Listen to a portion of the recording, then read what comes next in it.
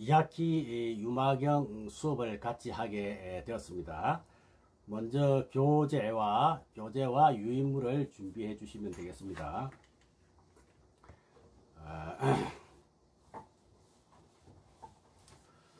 우선 교재를 보시면 말이죠. 한글로 되어 있습니다. 한글로 되어 있기 때문에 조금 공부하는 데 도움이 되지 않을까 하는 생각도 해 봅니다. 유마경의 주 등장인물은 유마거사입니다. 중국의 방거사, 한국의 부설거사와 더불어 3대 거사다 이렇게도 말을 하죠. 유마거사는 대성불교의 대표적이고 상징적인 인물입니다. 대성불교는 소승불교하고 비교가 되겠지만 누구나 부처님 공부를 할 수 있다. 누구나 수행할 수도 있고 수행해서 깨달을 수가 있다. 이것이 대성불교의 상징이죠. 여러분들도 대성불교의 주역입니다. 그래서 여러분과 같이 공감하고 같이 알아야 하고 이해해야 하고 이해한 내용을 수행으로 연결해서 우리 유마거사님의 말씀을 통해서 깨달을 수 있다면 힘들게 공부하러 오신 보람이 있을 것 같다 하는 말씀을 드려봅니다. 표지 한번 볼까요? 표지 보면 경전 제목이 있죠. 유마일 소설경 불가사의 해탈법문. 유마일 소설경은 유마거사가 설한 경전이다. 또 여기서 유마힐이라는 것은 인도 말이죠. 인도 말을 엄력해서 한자로 옮긴 것이 유마힐인데 본래는 비마라 키르트예요. 비마라 키르트를 유마힐이다 이렇게 표현을 했죠. 유인물 1번을 참고하시고 우리가 텔레비전 카메라를 번역하지 않고 그대로 쓰지 않습니까? 그와 같이 엄력을 해서 비마라 키르티 이렇게 비마라 키르티를 유마힐 이렇게 발음을 하죠. 천수경에 다린나레 세바라 자라자라 마라 미마라 암마라 몰제 하는 이런 내용이 있는데 그 아마라 할 때 아마라 몰제 할 때 아마라가 조금 전에 말했던 비마라 키르티 할 때 비마라하고 같은 말이에요. 이제 아자와 비자는 없다는 말이고 마라는 더러운 나쁜 것 악마 뭐 이런 뜻입니다. 그래서 아마라와 비마라는 나쁜 것이 없는 깨끗한 이런 말이죠. 그래서 참고로 비마라는 더러움이 없는 무구 이런 뜻입니다. 무구는 반야심경에서 불구부정할 때 불구와 같은 말이고 또 깨끗한 사람이 설한 경전이다 해서 무구침경이라고도 하죠. 여러 사람을 중생세계에서 부처님 세계로 더러움에 빠진 사람을 깨끗한 세계로 어려움에 처한 사람을 행복의 세계로 인도하는 것이 대성의 목적이죠. 해탈한다. 거기서 벗어난다. 이런 뜻입니다. 또 말로서 표현할 수 없고 생각으로 쫓아갈 수 없는 불가사의한 신통력이 있어서 유마거사의 말씀만 들으면 해탈해버려 그냥. 그래서 경의 이름을 불가사의 해탈법문 이렇게도 말을 합니다. 자, 그 다음에 교재 7페이지에 보면 구마라집에 대해서 말씀을 좀 드릴게요. 인도말로 된 경전을 한자로 번역해서 우리나라 쪽으로 동아시아 쪽으로 전해준 사람 중에서 가장 큰 역할을 해주신 분이 구마라집이다. 이분만한 사람이 없다. 우리가 공부하는 것 중에서도 법화경, 금강경, 아미타경, 반야심경 이런 경전들도 다 구마라집이 번역을 한 겁니다. 유인물 2번 참고하시고요. 그 다음에 2페이지 보면은 목차가 있습니다. 그죠? 유마경은 14개 품으로 되어 있다. 1품 부처님 나라에서부터 14품 법을 부촉하시다 총루품까지. 그리고 그 밑에는 뭐가 있죠? 부록이죠. 부록. 용어 해설 한역 유마경 인도 불교사 연대표. 요거는 그냥 참고하시고요. 특히 용어 해설은 우리가 공부를 하시다가 모르는 용어가 있으면 쉽게 말하면 이게 사전이에요. 사전. 제가 사전 이 수업을 하다가 사전 또는 단어장 이렇게 제가 말을 하겠습니다. 그러면 여기 용어 해설을 말한다. 이렇게 이해하시면 되겠습니다.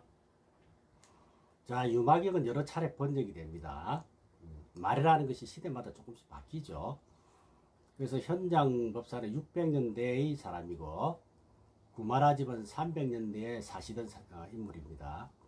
그러면은 600년대니까 이제 600년대에 번역을 하면 돼요. 신역이고 300년대에 번역을 하면 구역이 되겠죠. 자, 그럼에도 불구하고 구역인 구마라집이 쓴 구역을 지금까지도 불교에서는 구마라집 글을 읽고 있다. 굉장히 의미가 크죠. 그것은 구마라집이 번역이 아주 뛰어나다.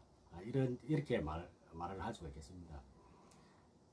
참고로 유인물 2페이지 보면 두 번째 장에 보면 김이 독립선언서와 훈민정음을 제가 옮겨다 놨는데 김이 독립선언서는 100년이 안 됐어도 읽기가 사실은 좀 어렵습니다. 그러나 훈민정음은 700년 돼서 1300년도니까 읽기가 굉장히 어려워요. 그럼에도 불구하고 현장 법사본을 읽지 않고 구마라집본을 읽는다는 것은 좀 전에 이야기했지만 구마라집 번역이 뛰어나다 하는 것입니다. 자, 절에서 많이 볼 수 있는 유마경의 주옥 같은 유명한 글들이 있어요. 첫째, 방장. 방장은 유마의사가 아파서 누워있던 방의 크기인데 이게 세월이 흐르면서 총림 같은 큰 절의 어르신을 우리가 방장이라 그러죠. 이렇게 이름이 바뀌었다. 그 다음에 불의법문, 그 다음에 색적시공, 공적시세, 이런 건 다 구마라집이 번역을 하고 유마경에서 나오는 내용이다. 번뇌가 보리다, 그죠? 중생이 부처다, 이런 이야기들 다 유마경에서 나온 이야기다. 유마경은 대성불교의 꽃이요 하이라이트다, 그렇게 이야기하죠. 자, 그 다음에 상자부 불교와 부파 불교에 대해서 조금 알아보겠습니다. 상자부 불교는 소승불교라 그래요. 부파 불교는 대성불교. 딱 들어맞는 이야기는 아니지만 대체적으로 이제 그렇게 설명이 됩니다. 소승, 대성은 이 동남아에서는 구분하지 않아요. 그렇죠. 대성불교권에 와서 소승, 대성 이렇게 나눕니다. 상자부 불교는 부처님으로부터 대를 쭉 이어온 전통 불교죠. 정통 불교. 부파 불교는 부처님이 열반하신 후에 교리 해석의 차이나 또는 지역 문화의 차이로 막 분열이 되는데, 지역 문화의 차이라는 것은 음식을 탁발해 와가지고 먹고 남은 걸 버려야 되느냐, 그럼 좀 보관했다가 먹어야 되느냐, 이런 이야기가 나올 수 있겠죠. 옷이 한 벌인데 한 벌 더 있으면 안 되느냐, 뭐 이런 것들로 분열하기 시작합니다. 그래서 한 300~400년, 부처님이 열반하시고 300~400년 지나서는 20개 정도의 부파가 생기죠, 인도에서. 그래서 각 학파는 학파에 대한 연구만 열심히 하죠. 연구에만 몰두하고 공부를 하다 보니까 대중교화가 소홀해집니다. 그 대신 이제 학문적으로 대단히 발전하죠. 그런데 대중이 불교하고 멀어진다. 왜냐하면 신도들이 와도 문을 안 열어준다. 열심히 연구를 한다고 해서. 자, 이런 경우를 우리는 소성이라고, 소성, 작은 술에 히나야나, 유인물 5번 참고하시면 됩니다. 그 후에 대중들이 원하는 것을 쫓아가서 불교를 설명하려고 하는 그룹이 생겨요. 그룹이. 부처님은 본래 중생 구제가 목표잖아요. 자기 수행한 것을 나눠주신 분이거든. 그래서 부파 불교가 대성이라는 것은 이렇게 대중들을 쫓아가서 불교를 설명하는 그룹이죠. 그래서 대성불교라 하는 것입니다. 그래서 밀교는 소성, 그죠? 또 현교는 대성, 대성을 현교로 하고 나타날 현자죠. 드러난다. 소성은 비밀적으로 한다, 뭐 이런 의미로 소성이라 그래요. 밀교라 그러죠. 현교, 대성은 여러 사람이 부처님 말씀을 배워가지고 그 말씀 따라서 수행하고 기도하고 공부하고 해서 그 사람도 깨달아야 한다는 거예요. 함께 깨달음의 세계로 가는 것이 목표다, 이런 이야기입니다. 그래서 우리는 부처님 가르침을 동굴에 가두어 두는 게 아니라 개방하겠다. 모든 사람이 이 수레에 해탈의 수레에 타게 하겠다. 그 이야기입니다. 그래서 그렇게 이름 붙인 이름이 대성 마하야나다. 이렇게 해서 불교의 대중화 운동이 일어났죠. 소승불교를 비판하면서. 그래서 대승불교의 기치는 상구보리 하와 중생입니다. 그죠? 상구보리 하와 중생. 평등하다. 둘이 아니다. 그죠? 대승불교의 모범 국가는 저는 대만이라고 감히 말씀을 드릴 수 있습니다. 유인물 6번 보시면 뭐 대표적 사례 사설도 있지만 그 중에 자제공덕회의 보살행은 아주 세계적으로 이름난, 우리가 잘 모르지만 세계적으로 아주 유명한 그런 사찰입니다. 자제공덕회의 정음스님은 비굴입니다. 보천사무라는 내가 사랑하지 못할 이유가 없다, 믿지 못할 이유가 없다, 용서하지 못할 이유가 없다, 이렇게 보천사무라는 기치를 내걸고 아주 활발하게 활동을 하고 있습니다. 좋은 기회가 되면은 제가 대만의 대성불교에 대한 이야기 사례를 몇 가지 살펴가면서 설명을 좀 드리도록 하겠습니다. 자, 유마그사 소개 조금 할게요. 유마그사는 일반 서민이죠. 일반 서민입니다. 귀족이 아니죠. 상인계층, 상업하는 상인계층. 돈도 많이 버는 사람, 어느 정도 지위도 있고, 사람들이 많이 따르고, 가정이 있고, 그 지방에서는 유지다. 그래서 재력이 있고 학식도 있고 그런 사람인데, 그러면서도 육바라밀을 생활하는 분이다. 체질화 되어 있다. 이렇게 볼 수 있습니다. 자, 유마경 내용을 보면 말이죠. 10대 제자라든지 16대 제자, 500대 제자, 예불에도 나오잖아요. 또는 문수보살 등 수많은 보살이 있는데 유마의사가 아프다 하니까 부처님은 그걸 딱 아시고 한 사람씩 불러서 병문안을 가라 그래요. 그런데 제자들이 모두 하나같이 못 가겠다 그럽니다. 왜냐? 유마의사한테 한 번씩 크게 당했어. 그 유명한 제자들이 유마의사로부터 한 대씩 얻어맞았다. 법문을 통해서 면박을 들었다는 이런 말입니다. 다시 말하면 부처님 제자를 꾸짖었다. 뭐라 했다 이 말이죠. 대성불교 운동하는 사람이 말이지 소승불교에 딱 갇혀있어. 그런 사람을 깨우쳤다. 이런 이야기입니다. 불교를 배워도 절에 열심히 다녀도 대화를 해도 부처님처럼 열리고 개방이 되어야 되는데 자기 영역만 딱 지키고 개방하지 않는 사람 있죠. 이런 사람을 꾸짖었다. 이런 이야기입니다. 실천으로는 바람일다를 실천하라.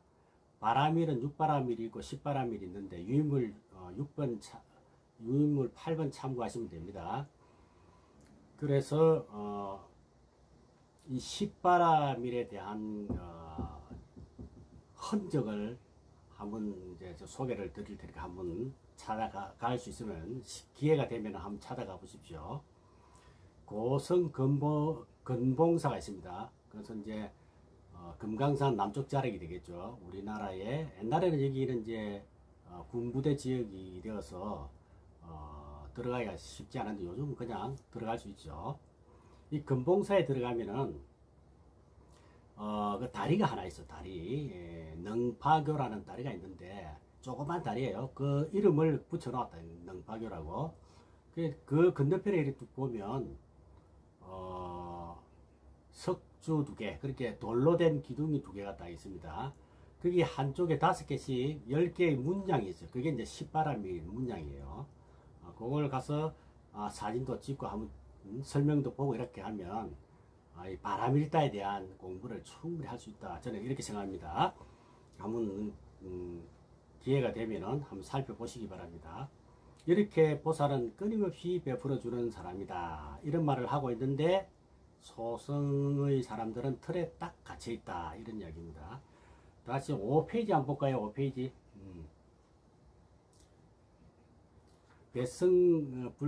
대성에 대해서 나와있죠. 첫 번째 대성불교의 뜻. 대성의 성은 탄다 이런 말이죠. 타는 거.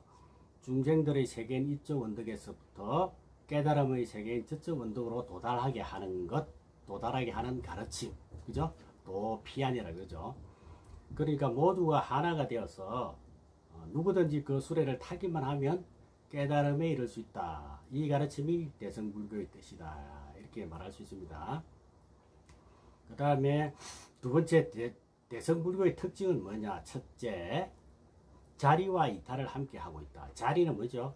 앞에서 말한 상구보리 하와중생 할 때 상구보리, 그죠? 먼저 내가 지식뿐만이 아니라 덕을 갖추고 지혜도 있고 실천도 하고 공부도 하고 수행도 하고 많은 사람과 또 관계도 원만해야 되고 그랬을 때 이타, 내가 앞서갈 수 있고 사람들이 또 따라올 수도 있다. 이게 이타죠. 타인도 이루어야 된다. 이게 대성의 모습인 자리리타다. 그죠? 그 원호 스님 같은 경우는 행지구비 여조양이 유의물 9번 참고하십시오. 행지, 실천과 지혜를 구비하는 것, 갖추는 것은 여조, 마치 새의 양날개와 같아. 이렇게 표현하고 있는데 그것은 대승불교가 마치 양날개가 건강하게 움직여야 된다. 이런 이야기죠. 손발이 건강해야 한다. 거기다가 지혜까지. 이게 대성의 모습이 되겠습니다. 또 한 가지는 이제 동양의 불교에서 대처성 불교가 성공한 케이스가 일본이죠. 서양도 지금은 마찬가지입니다. 캐톨릭은 독신주의자들인데 종교적 책임에서 가정주의로 바뀌었죠. 신부가 스님이라면 대처 스님이죠. 지금은 동양 서양 다를 게 없다. 자, 그렇게 대성의 본래 입장은 출가 제가가 공존하는 것이다. 그래서 사부대중 이렇게 이야기하죠. 조계종에서는 우리나라의 조계종에서는 출가 위주로 해요. 그렇다고 제가를 아주 등한시하는 건 아니지만 등한시하는 경향이 좀 있습니다. 그래서 그러나 티벳 같은 경우는 출가 제가가 공존합니다. 그래서 일본에도 보면 일련 스님의 남묘 호랑개교 있잖아요. 그죠? 여러 파 중에서 한 종파가 있어요. 남묘 호랑개교가 파가 여러 개가 있는데 그 중에 한 종파인 창가학파라는 것은 정치와 종교가 분리임에도 불구하고 정치에도 참여해요. 그 사람들은 철저하게 제가 중심으로 하고 있죠. 법사도 강사도 지도자도 다 제가자들입니다. 자, 이런 것들이 다 유마경에서 모티브를 가져왔다. 이렇게 저는 생각합니다. 물론 법화경도 영향을 받았죠. 그 다음 세 번째, 믿음과 실천을 중요하게 생각한다. 오역제를 지은 사람도 유물 11번 오역제에 나옵니다. 믿음과 실천으로 참여하면 성불할 수 있다 그랬죠. 한자로는 천재 성불의 천죄. 천재는 인도 말로 오역제라는 뜻입니다. 오역제라는 것은 부처님 몸을 피내게 하는 죄, 아버지를 죽인 죄, 어머니를 죽인 죄, 아라한을 죽인 죄, 그 다음에 다섯 번째 대중화합을 깬 죄. 이런 사람도 이 사람이 진심으로 부처님께 기여하고 참여하고 발심하고 출가하고 수행하면은 깨달을 수 있다. 이것은 대승불교의 포용력을 이야기하는 거죠. 그래서 대승불교에는 믿음을 강조하고 있어요. 믿음은 기본 네 가지 그 다음에 진여, 신불, 신법, 신성. 그죠? 진여와 불법성이죠. 유인물 12번 참고하시면 됩니다. 이게 대성의 믿음의 체계다. 우리 보천산모할 때 내가 못 믿을 이유가 없다 그랬잖아요. 그죠? 이렇게 믿음을 갖고서 확신을 갖고서 수행을 하면 누구나 깨어난다. 이게 이제 신행입니다. 그래서 믿음만 갖고는 안 되죠. 실천에 옮겨야 됩니다. 지금 그걸 대성에서는 그걸 강조하죠. 믿음도 중요하지만 실천도 중요하다. 이렇게 하고 있습니다. 그 다음에는 네 번째죠. 네 번째는 부처님을 초인격화하는 경향이 있다. 이제까지 소승불교에도 부처님이 맨 먼저 깨닫고 나는 진리를 깨달았다. 나는 윤회를 벗어났다. 이런 말을 하죠. 법문을 설하고 수행하면서 나는 다시는 생을 받지 않는다. 나는 아라한이다. 이렇게 말했습니다. 그리고 초기에 농해안에 가서 5비구 상대로 법을 설할 때 사성제 법문을 하고 수행하면서 맨 처음에 교진녀가 먼저 깨닫죠. 그리고 한 번 더 법문을 하고서 2사람이 깨닫고, 또 다음날 또 법문을, 그 3번 법문합니다. 그죠? 3번 법문해서 또 2사람 깨닫고, 그래서 5명이 모두 다 깨닫죠. 다 깨닫습니다. 차례로.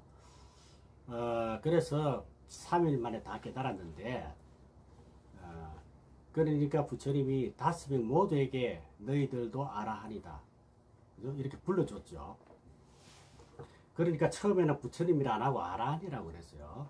나중에 시간이 지나면서 부처님과 제자들을 구분하기 위해서 부처님을 대아라한, 마하아라한, 위대한 아라한 이렇게 불렀는데, 대성불교에 와서 아라한하고는 다르다 해서 부처님으로 성격을 시키죠.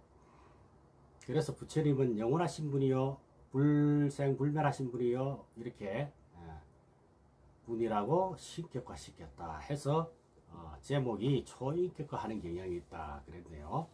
그 다음에 이제 5번째는 대성불교운동은 누구나 남녀노소 동서고금을 막론하고 차별이 없다.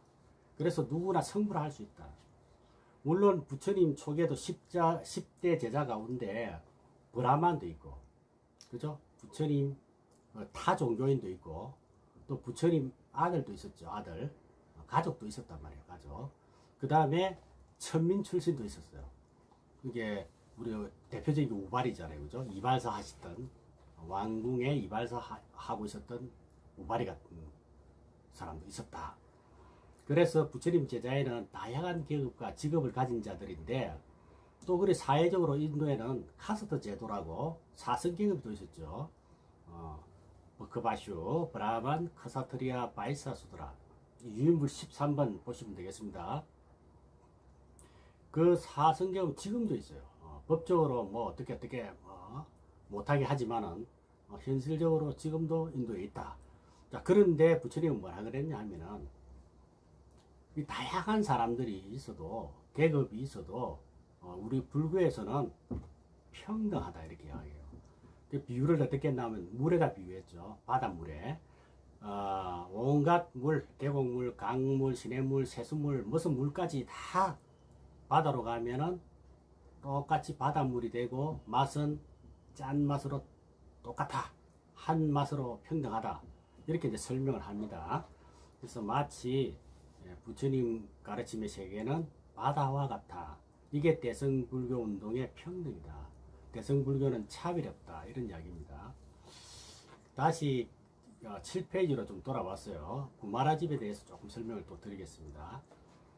구마라집은 머리가 너무, 아까도 번역을 잘했댔는데, 머리가 너무나 비상해서 배운 족족이 다 알아버려요. 하나를 배우면 열을 알아.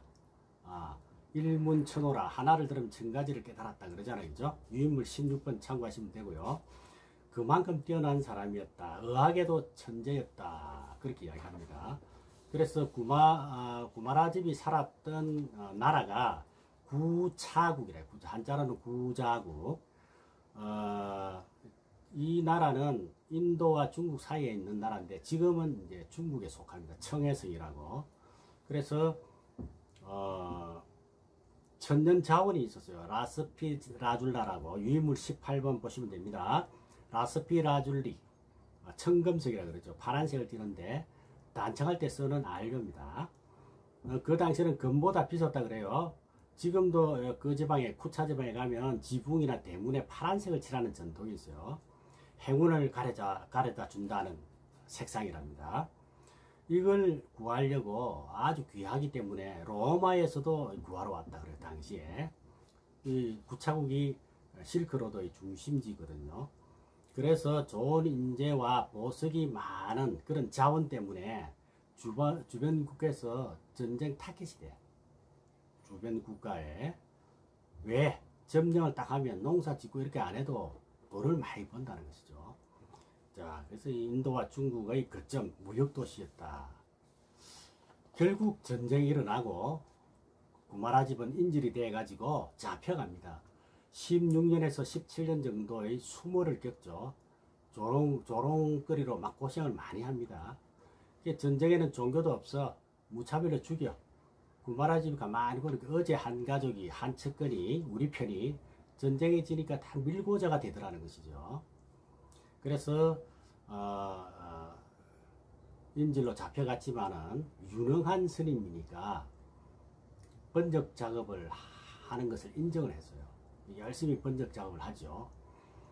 그래서 대체적으로 이제 인질로 잡혀가서 번역한 책이 많습니다. 그래서 이제 아미타경에 보면은 극락세계는 수많은 새가 있다. 그 중에 백곡도 있고 앵무새도 있고 가르빈가도 있고 공명조도 있다 하는 구절이 있죠. 이것은 본래 인도 원전에는 그게 없어요. 없는데 구마라집이 번역하면서 집어넣었다. 그 왜 집어넣냐? 마지막에 공명조도 있다. 이 한 가지만 설명을 드리겠습니다. 공명할 때 공은 함께 공이고 명은 울명자죠. 그죠? 울명. 새가 운다 할 때 울명.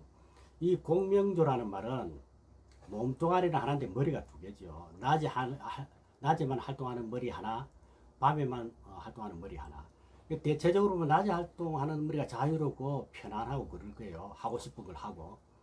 밤에 활동하는 머리는 어둡고 뭘 할 수가 없잖아요. 그죠? 그래서 불만이 있어가지고 낮에 활동하는 머리에게 하루만 좀 양보하라. 내가 좀 한번 하고 싶다. 이래 돼서. 그래 이제 양보를 하죠. 하루를. 그런데 낮에 갑자기 활동을 하려니까 좀 어색하고 미숙하니까 잘못해서 독초를 먹었어. 그래서 죽게 됩니다. 죽으면 어떻게 되죠? 머리 두 개가 다 죽죠. 몸이 한 몸이니까. 그럼 왜 이런 이야기를 경전에다 올려놨느냐 하면은 함께 살면은 공생이고, 그죠? 함께 죽으면 공멸이잖아. 그죠? 그래서 상징적으로 공명도를 통해서 그 당시의 어떤 상황을 이렇게 표현을 했다. 이렇게 보시면 되겠습니다. 요즘 정치가들이 공멸을 합니다. 그죠? 자, 그 다음에 구마라집 스님이 경을 번역하면서 개념으로 만든 말이다. 이렇게 이해를 하시면 됩니다. 또 하나는 뭐냐면 아미타경에 지옥 극락이라는 개념도 구마라집이 만들어낸 말이다. 앞에서 극락을 수가바티, 지옥을 부가바치 이렇게 이야기합니다. 구마라집이 정토를 하지 않고 극락이로 했다. 즐거움이 끝이 없다. 극락이라는 말이 그 말 아닙니까? 유물 19번 참고하시면 됩니다.